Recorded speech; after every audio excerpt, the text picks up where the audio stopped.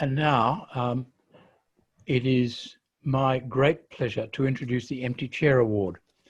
The Empty Chair Award is given to a person or people who are worthy to receive a Voltaire Human Rights Award, but can't be present to receive it because they've been silenced by the authorities. Now, it's an interesting irony that with everyone locked down at the moment, the two recipients of the Empty Chair Award can be present where they are at the moment because they don't have to actually go anywhere. Now, the two recipients of the Empty Chair Award this year are Bernard Collaery and Witness J. Witness J, not Witness K. The secret trials of Bernard Collaery and Witness J challenge some of the most fundamental bases of our legal system, which is the requirement for open justice. Now, as you may be aware, Bernard is accused of sharing protected intelligence information by helping his client, former spy Witness K, expose Australia's alleged bugging of the Timor-Leste government officers in 2004. The alleged activity took place during negotiations to divide the lucrative oil and gas reserves in the Timor Sea between East Timor and Australia. Bernard is reluctant to speak about the facts of the case, so I invite you to Google East Timor Cabinet Office bugging, Alexander Downer, offshore oil treaty. You'll there get a detailed Media Watch report from June 2018, a Wikipedia page and many other items which discuss the bugging of the East Timor Cabinet Office, bugging by Alexander Downer, or he ordered it apparently. Bernard's law office was raided in 2013 and he and Witness K were charged under an act designed to protect our national security. That act was passed in 2018. As in the Witness J case, the Attorney General issued National Security Certificate to keep some of the material to be used in this trial classified. The court has recently upheld a certificate and that part of the trial will be held in secret. Arguably, you will know more about Bernard's case by looking at Wikipedia than by trying to look at news reports of the case. Witness J was the subject of a secret charge, secret jailing, secret trial and secret imprisonment. And frankly, until a journalist in the Canberra Times disclosed the matter, I think late last year, or might have been middle of last year, no one knew about it. And when he was told about it, the Attorney General of the ACT did not even know that Witness J was imprisoned in a jail in the ACT. Perhaps to keep him well out of sight, the authorities had him put in the sexual offenders and pedophiles wing of the Alexander McConaughey detention centre, although the offence, which we are not allowed to know about, had nothing to do with sexual offences or pedophilia. Now, Bernard will speak first. The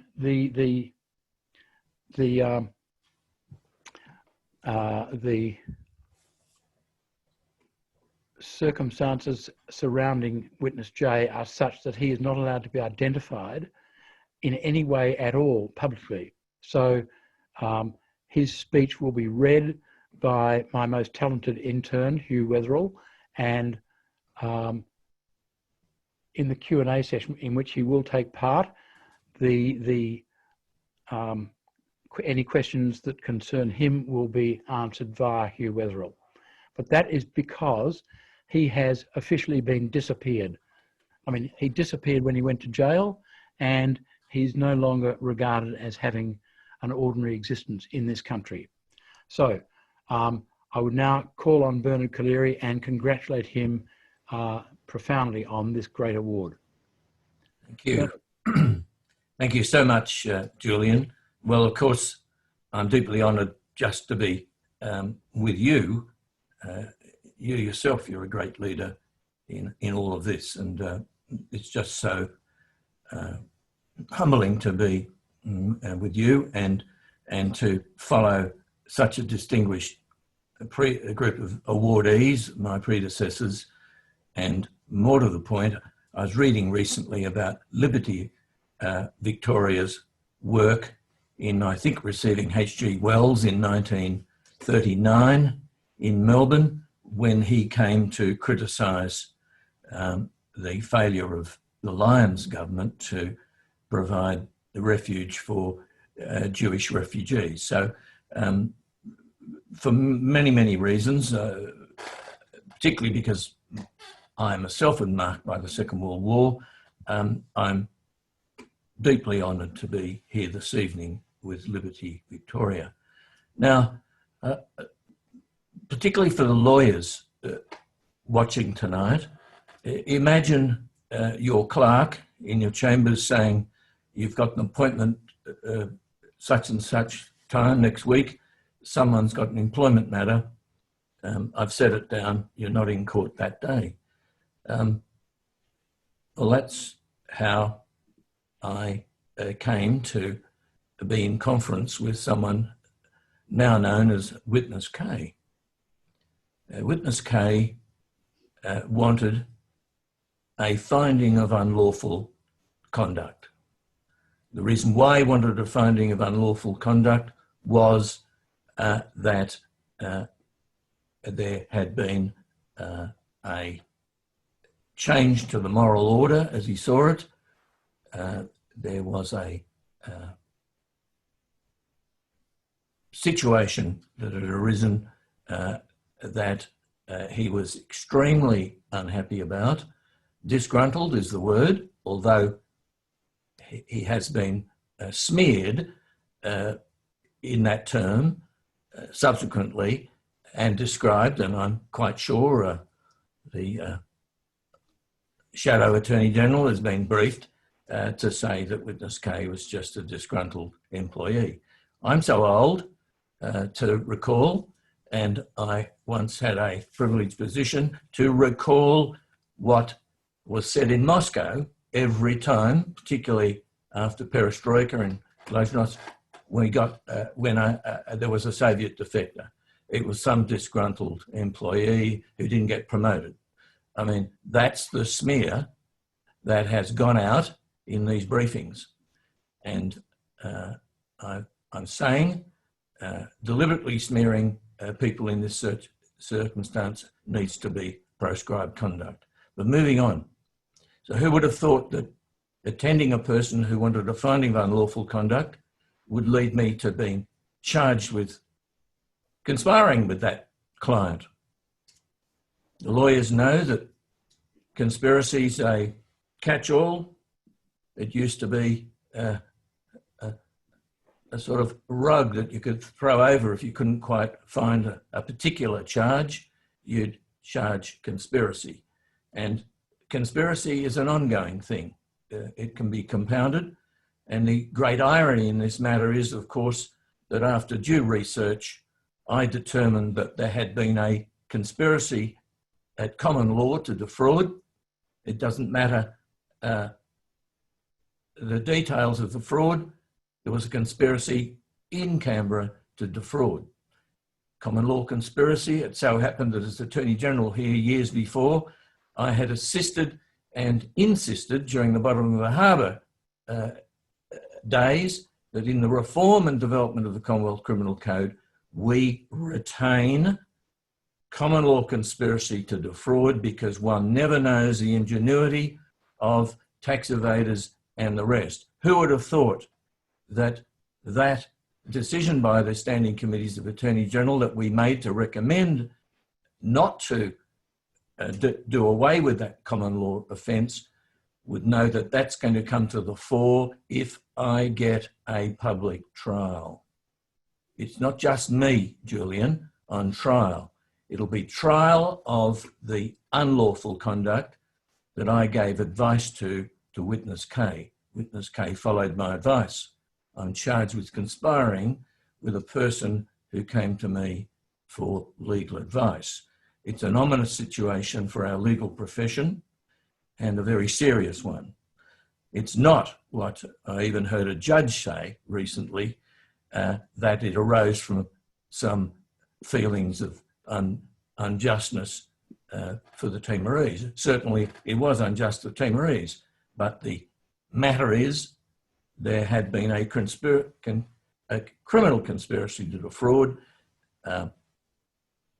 That was a finding that Kay sought, and that was a finding I am almost certain that would have transpired if my chambers had not been raided, our brief seized, and a spanner put in the works of a hearing that Australia was bound by treaty to attend in The Hague, a hearing that Timor, with my advice and acceptance of that advice, we'd appointed an eminent British judge who had conducted security matters in the past in the United Kingdom as Timor-Leste's representative on that 3-person panel.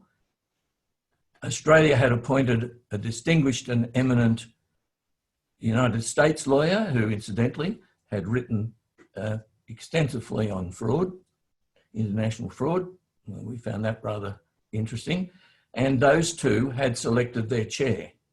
The hearing was to be in camera. That is, the hearing of any evidence from witness K, and all the right arrangements had made that I was used to for confidentiality. So much for suggestions of any threat to national security. So that is our country. And I see that today Civicus, the international agency that judges democracy around the world, has now removed Australia's standing as a free democracy, and the listing is now a narrowed democracy. I call it a fragile democracy. So here I am, humbled by this prize, not a prize I ever set out to get. The other charges against me, Julian, as you know, are that immediately after the raid, the seizure of my brief, Emma Alberici, who I knew from conducting an Iraq war inquiry in the United Kingdom, she had followed that inquiry, a very, very far more sensitive inquiry than anything to do with witness K. She put me immediately onto the evening ABC show, and I told what the Australian people needed to know, that we had a government that was misconducting itself. I can't go further because I'm subject to these anti-terrorist orders. Our country is fragile, Julian, and my profession, my occupation, your profession, and all of us lawyers who work in this area where justice is called, we are at risk at the moment in this narrowed, fragile democracy. I do say that receiving this award lifts my spirits. It's been a very, at times, dispiriting. I can't do trial work, and I'm dependent now on the generosity of supporters, partly. Recently, we subpoenaed the records of Woodside Petroleum and ConocoPhillips. Their response to my solicitors was that I should put aside $100,000 to $150,000, but would be their cost of attending to the subpoena. A very generous benefactor from Melbourne put up that money, and then the attorney's officers attended the court on the return of the subpoena and said that they wanted first access, and the documents were cabinet in conference, national security and privilege, so it's come to naught. This is an awful battle.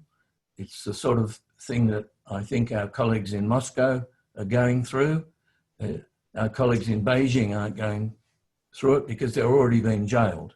But as you know, Julian, I face a jail sentence, and I face, like witness J, I presume, going to some Canberra gulag in silence.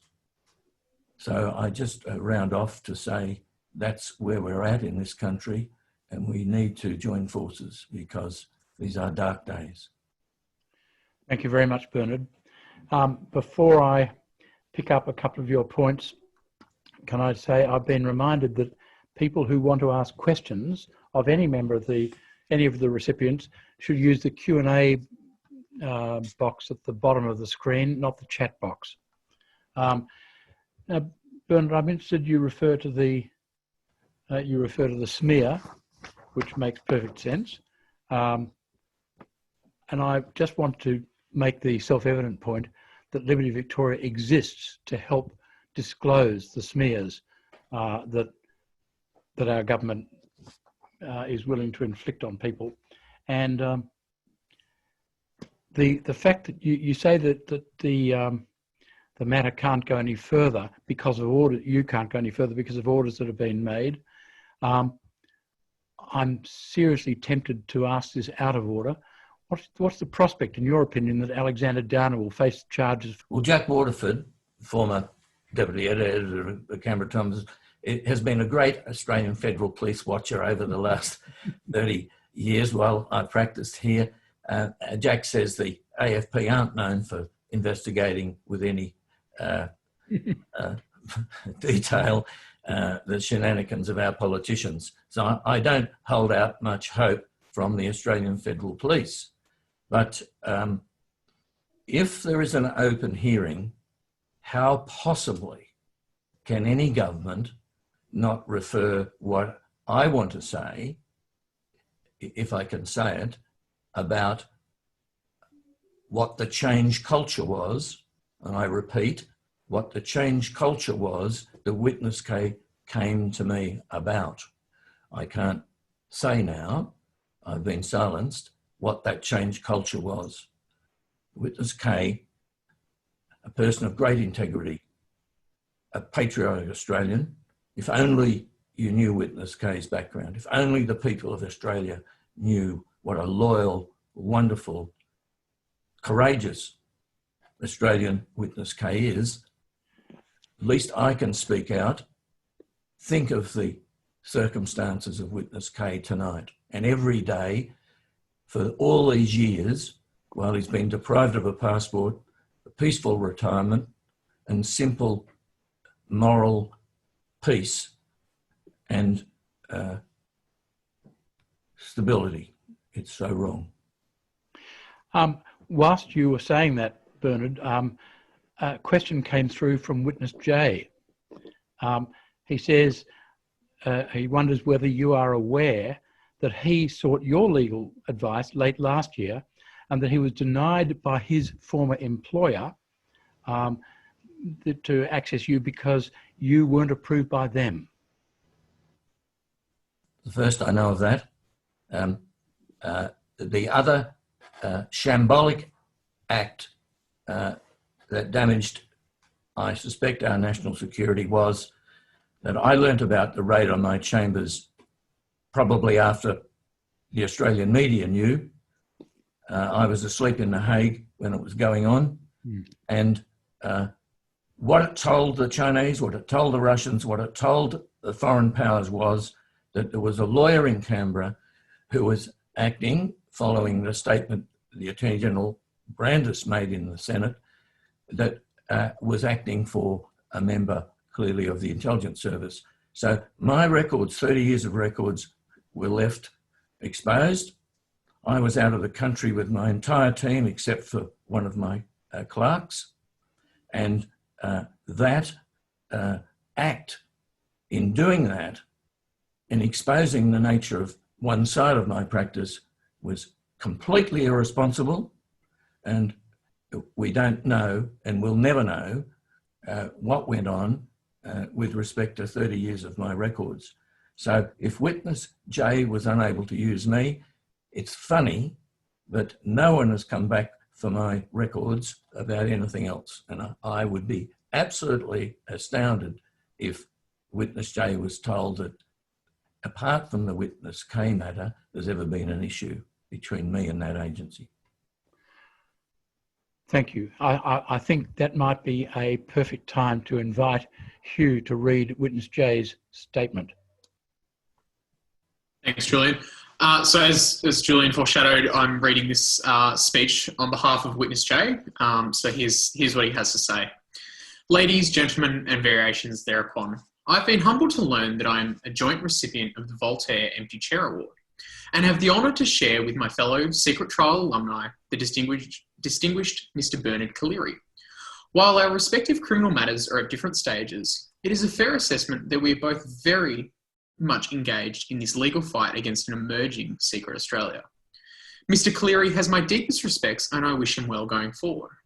I accept this award proudly and wish to thank the esteemed Julian Burnside and his team at Liberty Victoria and any others who have laboured to bring about this award and event both in the past and in more recent times.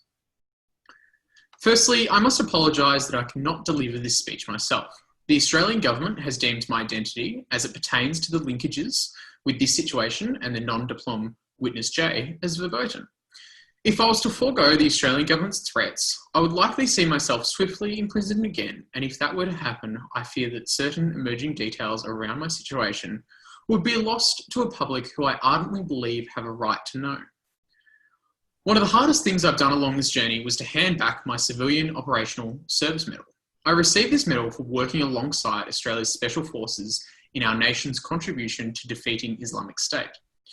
I went to Iraq as a spy and proudly earned this medal, which sat among those I'd earned earlier as an officer in the Australian Defence Force. I'd heard stories from my own uncle, a decorated American veteran of the Vietnam War, who angrily threw away his own medals on the steps of the US Capitol in 1971. Rejecting the significance of those precious awards as a protest to a war that he saw as immoral. I never understood it. How could he have thrown away those prestigious symbols of national recognition? Symbols that recognised his honourable duty discharged, regardless that the war's premise was rotten. In returning my own medal, I wasn't protesting the necessity to challenge Islamic State, but rather my own country's betrayal of me as one of its most committed and loyal servants. I didn't theatrically hurl my award as my uncle once did in front of a roaring crowd, but instead quietly handed it to a member of the ABC in protest, despite wanting to personally hand it back to the Director General of the secret organisation that awarded it to me. For the first time, I felt a true understanding of my uncle's position, and in many ways, similar to Mr. Collaery. This award from Liberty Victoria, which I share jointly, has soothed the pain I've felt since relinquishing my treasured medal in March. It is fair to say that I am deeply angry about how I've been treated, and in particular, the failures of the secret intelligence agency I worked for in the events leading up to my incarceration. That I cannot legally name this secret agency or disclose my real identity of my own volition is a scary indictment on a nation that was founded with democracy and freedom at its core. Perhaps now is the time to inoculate ourselves and our civil liberties with a formal Bill of Rights. After secretly serving 455 days in prison, I was released on recognisance in August 2019 and quietly re-entered society. Since then, it has become a matter of public record that I worked over 2 careers as an intelligence officer, serving in flashpoints like East Timor, Afghanistan, Iraq, and elsewhere abroad. Often under diplomatic cover and always serving Australia's national interest, both in war and peace. As a former intelligence officer, I'm acutely aware of why the foreign intelligence and security apparatuses exist. There are those truly in the world with evil and violent motivations, and at times I have come face to face with the men who would do our families harm. However, informed as I am, I can also clearly and authoritatively assert that Australia is slipping quietly and disastrously into an authoritarianism that cannot be justified by the threats that exist in the world today. The seething anger inside of me has driven me to pursue justice against my former employer. And behind the scenes, my lawyers are building a case to hold them accountable for their gross negligence in failing me when I needed mental health support. Had I been provided this support on any of the 3 occasions when I begged senior intelligence officers for it, I'm confident that this journey would never have unravelled. And while I have atoned for my sins through the practical demolition of my life, the continuing anonymity of my former employer and the unrealised accountability for their own part in this mess is still deeply concerning to me. But why fight, you might ask, and not simply go about my business and rebuild a shattered life in the shadows? In answer to this hypothetical, I am reminded by certain words spoken by Theodore Roosevelt. If I must choose between righteousness and peace, I choose righteousness. I too have chosen the path of righteousness over peace and intend to be a thorn in this emerging security state's backside for as long as I can muster the strength. I implore you to all stand shoulder to shoulder with me and say loudly, enough, and that secret trials, secret prisoners, and a creeping authoritarianism are ideas that freedom-loving people reject without reservation. While I take no enjoyment whatsoever in being Australia's first secret prisoner, I would take immense pride in being her last. Witness J, July 2020. Thank you, Hugh, and thank you, Witness J. And can I just add right now my congratulations both to Bernard and to Witness J for their award, because it is, I think, in every respect as important as each of you seems to recognise.